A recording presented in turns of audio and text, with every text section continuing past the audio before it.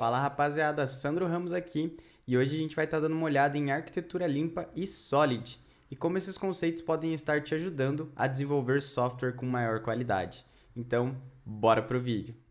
Então beleza pessoal, nesse vídeo de hoje a gente vai estar dando uma passada para essa questão um pouco mais conceitual da arquitetura limpa. Vamos dar uma olhada nas suas camadas e vamos ver o Solid, que é um acrônimo de 5 princípios que a gente tem na arquitetura limpa para conseguir implementar ela com excelência. Então, quanto à arquitetura limpa, é um conjunto de princípios de design de software que orienta a criação de sistemas concisos, testáveis e manuteníveis. Então, o nosso sistema conciso no sentido de que ele vai fazer muito sentido, de que tudo que tem lá dentro realmente precisa estar lá dentro, e testável, dado que a arquitetura limpa facilita testabilidade, dado que a gente tem um sistema desacoplado, então realizar testes nessas partes desacopladas é muito simples. E manutenível, de que nada adianta você ter um sistema gigantesco onde você não consegue dar manutenção nele, onde ele não foi pensado e é complexo e custoso dar manutenção nele. Então você precisa ter um time muito sênior para você conseguir navegar nesses sistemas sem arquitetura e conseguir dar manutenção, porque o cara tem que ter muito conhecimento para conseguir alterar o ponto exato onde precisa ter alteração. A arquitetura limpa auxilia e facilita a manutenibilidade, dado que como é desacoplado, é muito fácil a gente realizar manutenção nos pontos específicos que a gente precisa da aplicação. E arquitetura em que sentido? Ela se refere a um design de sistema. Define a maneira como os diversos componentes do nosso software interagem entre si e o ambiente que eles operam. Descreve a divisão das responsabilidades, conexão entre os módulos, as camadas de abstração e os padrões de design utilizados para desenvolver software. Então, o nosso design de sistema ele vai dizer onde que vai estar rodando a nossa aplicação, nossa arquitetura vai dizer isso, se, por exemplo, no cenário de uma arquitetura de microserviços, você precisa saber que 200% de chance que vai estar rodando numa cloud, né, por exemplo. Como é que esses microserviços vão estar se comunicando? Vai ser um realizando HTTP request um para o outro? Vai ser com serviço de mensageria? Qual a responsabilidade de cada um desses componentes? Aqui na arquitetura poderia se dizer mais a nível de aplicação. Mas nesse sentido que a arquitetura vai estar indo, né? É um design do sistema. Então poderia se dizer que é uma questão mais macro de como cada coisa que está dentro do nosso sistema, o que ela vai fazer, qual é a responsabilidade dela e como é que essa parte, esse componente específico do nosso sistema vai estar interagindo com os outros. Então, outra arquitetura era isso, limpa. Então, a arquitetura limpa ela foi criada, né, e dada origem ali no livro da arquitetura limpa de Robert C. Martin, o Uncle Bob, uma lenda da área, onde ele também escreveu o Código Limpo, que aí fica a recomendação, é um livro indispensável para qualquer um que está na área. E, parafraseando aqui com a transcrição livre que ele traz no livro, trata-se de um nome audacioso, alguns diriam arrogante. Seria uma arquitetura limpa o bastante ao ponto de você olhar para o projeto e saber o que ele faz, o que cada coisa irá fazer, usando também o termo arquitetura gritante, como o próprio nome diz. Como o próprio diz, como se o projeto gritasse exatamente o que ele foi proposto a fazer. Então, já no início do livro, ele fala de uma conversa que ele teve com o filho dele, onde ele pegou um projeto do filho dele e ele sabia exatamente que tecnologia que o filho dele estava usando no projeto, dado que esse framework, por exemplo, impunha que o cara desenvolvesse de uma determinada forma, né? E criasse ali suas pastas e todas as suas camadas ali de acordo com o que o framework mandava. Então, o Robert ficou meio pé da vida da cara e falou, não, tá errado isso aí, a gente precisa que o projeto diga o que ele faz e não que tecnologia que ele usa. Dado que, no final do dia, nós como desenvolvedores somos pagos para resolver o problema de negócio. Cabe que a gente faz isso por meio da tecnologia. Então, a gente não tem que desenvolver pensando em tecnologia, e sim desenvolver pensando no negócio e que a gente tem que criar um sistema que seja maleável o suficiente para quando as necessidades do negócio mudarem, e a gente tem uma única certeza que sempre vai haver mudanças, a gente conseguir fazer essas alterações com uma flexibilidade maior. Então, o que ele defende é que a gente não tem que fazer um sistema voltado à tecnologia, e não que tecnologia seja algo ruim, mas que o ponto principal da nossa aplicação é o negócio, são as regras de negócio e a gente desenvolver voltado a elas, e não à tecnologia. Então, quanto à arquitetura limpa seria isso, e a gente vai estar seguindo para o nosso próximo tópico, que seriam as camadas. Então, beleza, pessoal, podemos seguir para as nossas camadas. Então, a gente compreendeu que a ideia por trás da arquitetura é a gente dividir nossa aplicação em várias camadas, onde cada uma delas vai ter suas responsabilidades muito bem definidas. Então, aqui trago domain, use cases, frameworks, drivers, ou seja, a parte de infra, e presentation, dado que as camadas mais externas dependem das camadas mais internas. Então, na minha implementação, eu trago domain e use cases dentro da mesma pasta de domain. Aqui eu trouxe separado apenas para questões de explicação. Então, as camadas de domain nada mais é do que o lugar onde tem toda a nossa regra de negócio e tem as nossas famosas entidades de negócio, que a gente chama de BOs, Business Objects. Então, aqui é onde vai ter toda a nossa regra de negócio. Aqui a gente não pode ter biblioteca externa, apenas a linguagem de programação pura. Dado que se em algum momento chega a necessidade de negócio da gente reescrever nossa aplicação, a gente consegue fazer isso com facilidade porque toda a nossa regra de negócio está escrita apenas na linguagem e com a linguagem pura a gente consegue refatorar para outras linguagens de uma maneira muito simples. Agora, se você tem na sua regra de negócio uma biblioteca externa, fica mais difícil você conseguir refatorar a sua aplicação. Então aqui apenas regra de negócio. E essas entidades elas são utilizadas nos nossos casos de uso. Então, como comentei, eu trago dentro do domain as nossas entities e os nossos casos de uso e os nossos repositories, onde tem as nossas interfaces que definem os contratos das nossas implementações concretas. Então, quanto aos nossos casos de uso, caso você já tenha passado por alguma universidade, por exemplo, você com certeza teve uma matéria de levantamento de requisitos, onde você aprendeu sobre os casos de uso. Na arquitetura limpa, os casos de uso, eles ganham vida e vão lá para o código e cada uma das nossas funcionalidades é implementada e definida nessa camada que eu coloco no domain. Então, os nossos casos de uso nada mais são do que as nossas funcionalidades. Então, os nossos casos de uso utilizam nossas entidades de negócio e também as nossas interfaces que definem os contratos. Então, essas interfaces vão ser implementadas pela camada de infra. Na camada de infra vai ter tudo que a gente gosta, vai ter as nossas bibliotecas externas, vai ter requisição a outros sistemas, vai ter interação com o banco de dados. Então, aqui poderia se dizer que pode tudo. Então, a camada é responsável por ter as implementações concretas do nosso projeto, definidas lá no domain. Então, temos também aqui a nossa camada de controllers, onde tem a origem dos dados do nosso usuário, seja uma tela, seja o controller, literalmente as controllers, quando a gente está desenvolvendo APIs, que recebem os nossos requests, etc. Então, é nessa camada.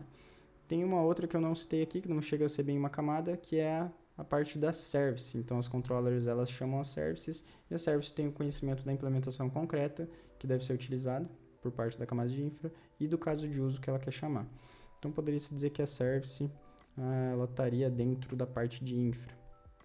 Mas na nossa implementação vocês vão ver que a service ela não está dentro de infra, ela é uma camada apartada, poderia-se dizer assim, uma camada a mais que eu não trago aqui, porque na parte mais conceitual normalmente o pessoal não traz ela. Mas é uma camada que existe e é o ponto mais alto de acoplamento que a gente tem no nosso sistema. Então, no final do dia, a gente vai ter algo similar a isso, onde na minha implementação, a parte do domain contém nossos casos de uso e nossas entidades de negócio. A parte de infra seria essa questão um pouco mais externa aqui, que conflita com questão de controllers, etc. Mas na minha implementação, esse segundo nível aqui seria a parte de infra. E a parte mais externa seria a questão da presentation, ou seja, as nossas controllers, no caso da nossa API, a nossa origem de dados. E a service, como comentei, que vai estar unindo as controllers com a nossa parte de infra. Então, quanto às nossas camadas, seria isso. E a gente pode estar seguindo para o Solid. Então, seguindo aqui para o Solid, pessoal, ele é um acrônimo que nos foi apresentado no livro da Arquitetura Limpa pelo autor, que são princípios de design de software que nos auxiliam a criar código com mais qualidade, mais flexível e resistente a mudanças.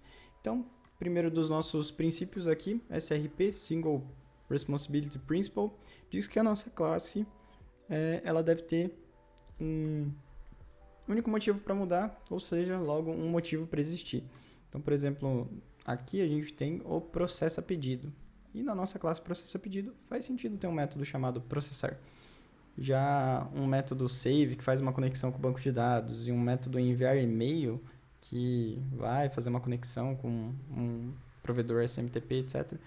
Esses dois caras aqui já não faz muito sentido estar dentro da nossa classe processa pedido. Porque nossa classe processa pedido já está virando uma classe Deus, uma classe que faz muito mais coisa do que ela deveria fazer. Então, com isso, aqui já começa a ficar problemático e a gente já está ferindo o SRP aqui. Para resolver isso, esses dois métodos seriam apartados em classes com nomes que façam sentido a esses métodos, por exemplo. Então, com isso a gente pode seguir para o Open Closed Principle, que é basicamente um princípio que diz que nossas classes estão abertas à extensão e fechadas à alteração. Então, surgiu uma necessidade de negócio que a gente tem que alterar esse método aqui do processa pedido e adicionar, antes aqui do if, um pré-processamento e depois do if um pós-processamento. O que o desenvolvedor vai fazer? Vai vir aqui nesse método e vai alterar. E isso está incorreto. A gente estaria ferindo o princípio do aberto e fechado. O que a gente vai fazer, na verdade, é estender a nossa classe OrderProcessor e adicionar essas novas funcionalidades nessa classe que a gente criou, que estava estendendo aquela nossa classe. Então, com isso, a gente abriu para extensão, porém a gente nunca vai lá e vai alterar a funcionalidade propriamente dita. Então, com isso a gente pode seguir para o próximo do nosso princípio, que é o princípio de substituição de Liskov, que diz que toda classe filha pode ser substituída pela classe pai num sistema de herança sem quebrar o nosso código. Então, isso tanto da classe pai para a classe filha, quanto da classe filha para a classe pai. Então, aqui a gente tem um exemplo, Order Stock Validator, onde é validado se nosso item está em estoque. Se tiver, ele retorna true, se não tiver, ele retorna false. Nisso a gente fez um esquema de herança aqui, onde a gente estendeu aquela classe que a gente acabou de visualizar ali em cima, porém ela não está respeitando o princípio de Liskov. A gente está dando uma exceção aqui, caso não tenha empacotado ainda nosso item. Ele pode não estar em estoque e não estar empacotado e está retornando uma exceção. Isso aqui é problemático, porque a gente está quebrando aquilo, porque não é possível a gente trocar nos pontos que é utilizado a nossa classe pai pela nossa classe filha, porque o código vai quebrar. E isso é um princípio que nos guia se a nossa herança está ficando coesa ou não. Se a gente está tendo que forçar a barra e ter comportamentos diferentes nas classes filhas, é porque nosso sistema de herança já não está fazendo muito sentido. Então, para resolver isso, por exemplo, estaria retornando false aqui. Então, nossa classe filha ela conseguiria ser substituída pela classe pai em todos os pontos que a classe pai é utilizada. Isso é para balizar a implementação de herança na nossa aplicação e que ela faça sentido. Então, o princípio da segregação de interface diz que nenhuma das nossas implementações concretas tem que ser obrigada a implementar métodos da interface que não façam sentido a elas. Então, aqui no nosso exemplo, a gente tem uma interface iGenerateReport, onde a gente tem uma implementação concreta que vai apenas gerar relatório no Excel. E vai pegar esse gerar relatório no PDF e vai deixar sem implementação ou só vai dar uma exceção lá. Então, essa nossa classe concreta, por mais que ela só vai gerar no Excel, ela está sendo obrigada a implementar outro método que ela nunca vai utilizar. E isso a gente está ferindo nesse princípio. Para resolver isso, a gente criaria duas interfaces, gerar PDF e a interface com o método gerar Excel, e aquela nossa classe concreta estaria implementando apenas o gerar Excel e não estaria sendo obrigado a implementar método que não faz sentido. Então, o princípio de segregação de interfaces diz isso. Nossas classes concretas, quem implementa nossas interfaces, não deve ser obrigado a implementar coisa que não faça sentido para ela. O princípio da inversão de dependência, basicamente, normalmente a gente tem uma questão que é a dependência direta. O princípio de inversão de dependência diz que tanto a nossa classe de alto nível, que poderia dizer são as nossas classes de funcionalidade, nossas classes de caso de uso, elas têm que depender da abstração, assim como nossas classes de baixo nível também têm que depender da abstração. A classe de baixo nível é o detalhe, né? Aquela questão mais de baixo nível no sentido de assim, você tem um problema que é seu banco de dados. A classe de baixo nível é, por exemplo, a implementação concreta do Postgres. Então, normalmente a gente tem no software a questão da dependência direta. Então aqui no meu processo a pedido, ele utiliza o Postgres Order Repository, então ele está tendo uma dependência direta com essa classe que faz a interação com o banco de dados do Postgres. Isso aqui está incorreto. A nossa classe de alto nível ela tem que depender da abstração. Então a gente não teria uma dependência direta aqui do Postgres diretamente, como a gente tem aqui nesse exemplo, onde ele utiliza essa classe aqui do Postgres, que faz a conexão com o Postgres, e esse envio de e-mail, que, por exemplo, pode estar sendo utilizado para enviar para um provedor específico de e-mail, e um e-mail de confirmação, né, no caso. Então, se vem uma necessidade de negócio que fala que nosso processo pedido tem que processar pedido e persistir também no Oracle, por exemplo, a gente já vai ter um problema aqui, porque a gente está tendo uma dependência direta, a gente teria que vir aqui implementar o Postgres, o Oracle, a implementação concreta do Oracle, uma classe similar a essa, que persiste no Oracle. E a gente já teria que fazer uma baita gambiarra para fazer isso aqui funcionar. Então, o princípio de inversão de dependência, para a gente resolver isso, respeitando esse princípio, aquelas nossas funcionalidades ali de mais baixo nível, elas estariam sendo realizadas por meio de abstração.